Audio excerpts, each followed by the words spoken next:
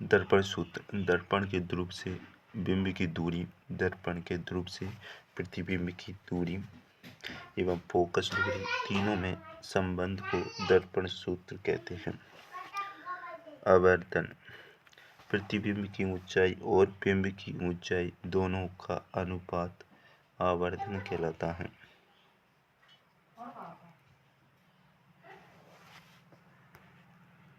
अन्य आवर्धन। प्रकाश का आवर्धन। जब प्रकाश की किरण एक माध्यम से दूसरे माध्यम में प्रवेश करती है तब दोनों माध्यमों को पृथक करने वाली पृथक्कारी के सतह पर ये अपने मूल मार्ग से विचलित हो जाती है। प्रकाश के किरणों के विचलन की यह घटना प्रकाश का अपवर्तन कहलाती है। आपतित किरण, माध्यम, अभिलंब, माध्यम, अपवर्तित किरणें।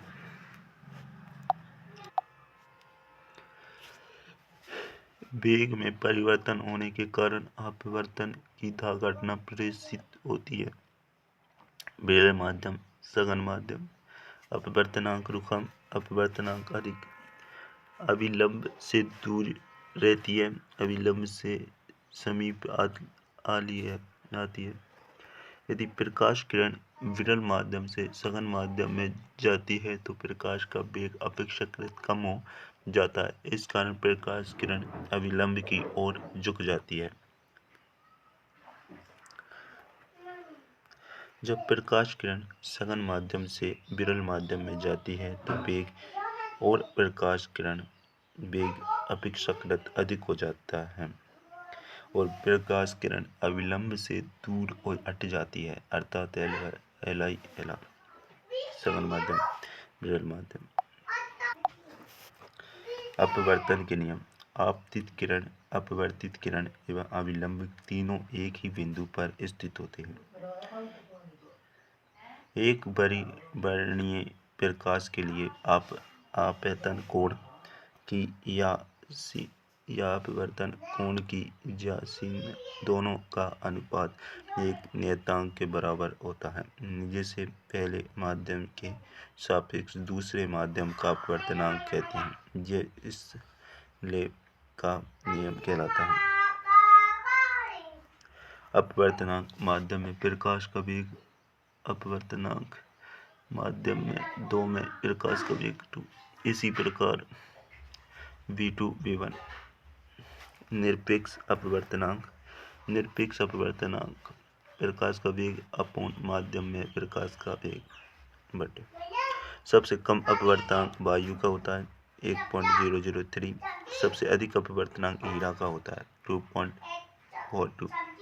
जल का अपवर्तनांक 1/3 या 1.33। कांच का अपवर्तनांक 3/2 या 1.5। लेंस। दो वक्रगोलीय पृष्ठों से घिरे समभागी या पारदर्शी माध्यम को लेंस कहते हैं। लेंस। उत्तल लेंस, अपतल लेंस। लेंस से अपवर्तन के नियम। मुख्य अक्ष के समांतर आपतित प्रकाश किरणें लेंस से अपवर्तन के पश्चात द्वितीय मुख्य फोकस से गुजरती हैं। यह गुजरती हुई प्रतीत होती हैं। प्रथम मुख्य फोकस से आने वाली या आती हुई प्रतीत होने वाली प्रकाश की किरण लेंस से अपवर्तन के पश्चात मुख्य अक्ष के समांतर हो जाती हैं। उत्तल लेंस द्वारा प्रतिबिंब का निर्माण।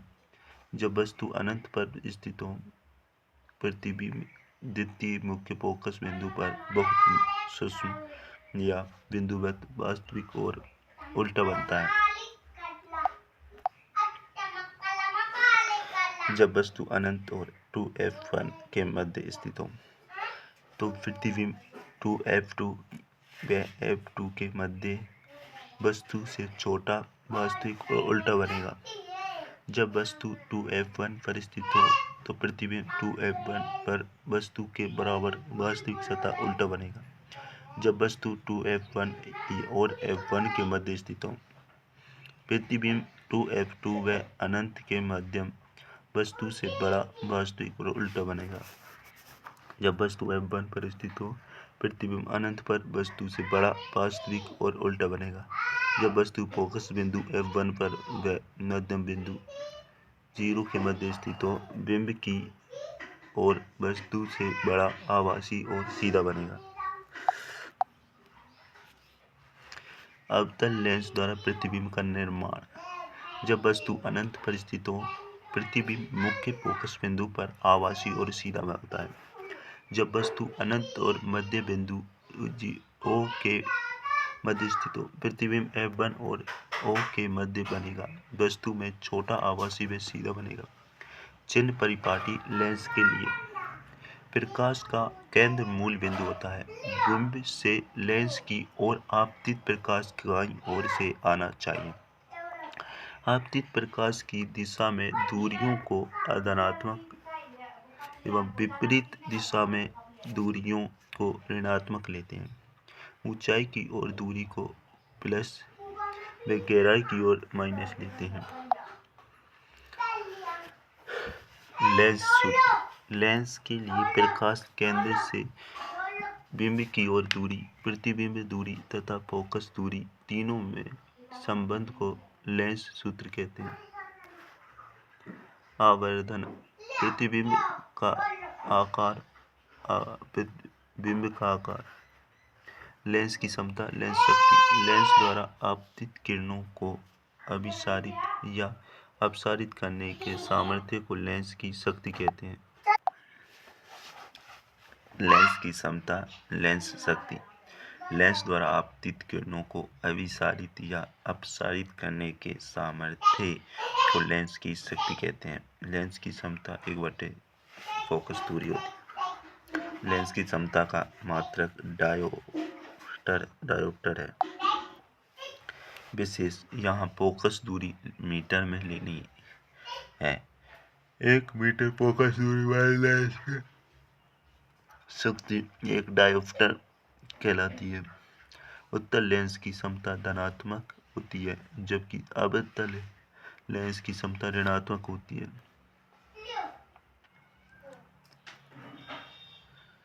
लेंस संयोजन की क्षमता P = P1 + P2 + Pn होती है। लेंस संयोजन की फोकस दूरी 1/f, 1/f1, 1/f2 + 1/fn